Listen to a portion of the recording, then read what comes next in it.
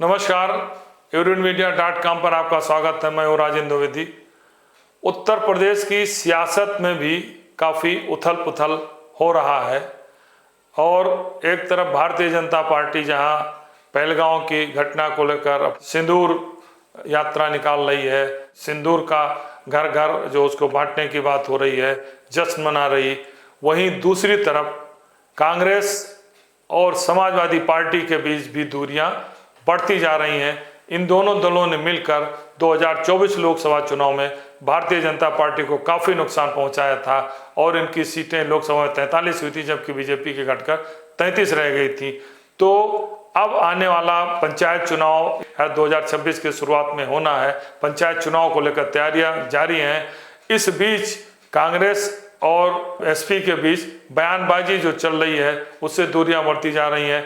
कांग्रेस के नेता इमरान मसूद ने कहा है कि वो 80-17 मतलब 17 लोकसभा की सीटें कांग्रेस को दी गई थी और 80 में 63 सीटें एसपी लड़ी थी।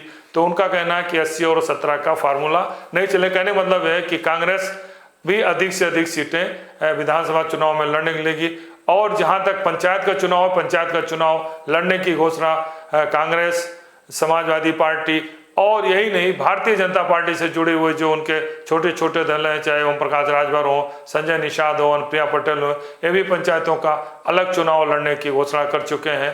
पंचायत का चुनाव हालांकि कोई ऐसा निर्णायक नहीं होता है कि पंचायत चुनाव में कोई इसका विधानसभा का वो मानक माना जाए, क्योंकि पंचायत चुनाव कोई सिंबल पर नहीं होता है।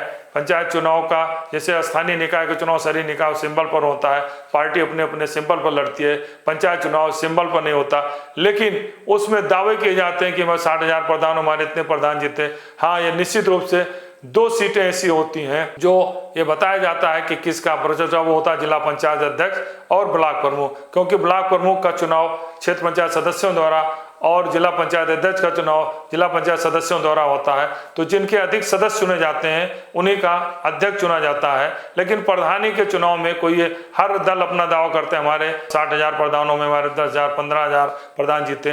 तो चूंकि कोई सिंबल चुनाव नहीं होता तो उसके दावे सब अलग अलग करते हैं। सारे दावों को जोड़ दे तो कुल संख्या से भी अधिक होता है। लेकिन जो मोबिलाइजेशन होता है, जो एक राजनीतिक संकेत मिलते हैं, दिखाई देता है, वो तो स्पष्ट रूप से पंचायत चुनाव में सामने उभर कर आता है। हालांकि सिंबल पर चुनाव ना भी लड़े, लेकिन वो सामने आ जाता है, क्योंकि जिला पंचायत अध्यक्ष और प्रमुख से ये अंदाजा लग जाता है कि किसके अधिक से अधिक सदस्य जीते हैं और जनता ने किसको समर्थन दिया।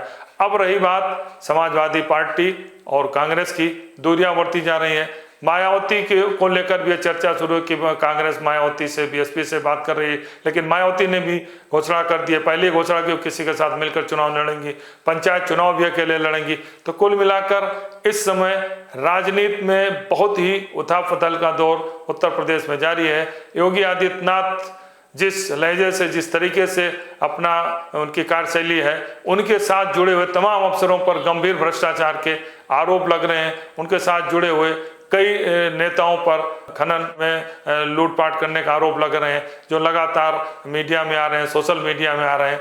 तो योगी की छवि भी इस पर प्रभावित हो रही है अधिकारियों के कारण। ये भी एक चिंता का विषय है। अखिलेश यादव भी कांग्रेस को लेकर बहुत मुतमईन नहीं है कि उनके साथ किस तरीके से समझौता करेंगे। दूसरी तरफ पूरा समाज जाति और धर्म के बीच में उलझा हुआ है। जिस तरीके से जातीय और धार्मिक सियासत चल रही है वो भी समाज के लिए बहुत उचित नहीं है। सरकार कोई भी बनाए, लेकिन ये भी सियासत जनहित में नहीं कही जा सकती। तो हम कह सकते हैं कि उत्तर प्रदेश में पंचायत चुनाव को लेकर काफ़ी उथल पुथल है, सभी दल अलग अलग लड़ रहे हैं और स्थिति क्या होगी है तो चुनाव परिणाम के बाद ही पता चलेगा। ये कह सकते हैं कि पंचायत चुनाव जैसे जैसे नजदीक होगा राजनीतिक संघर्ष बढ़ेंगे, बयानबाजियां बढ़ेंगी। धन्यवाद।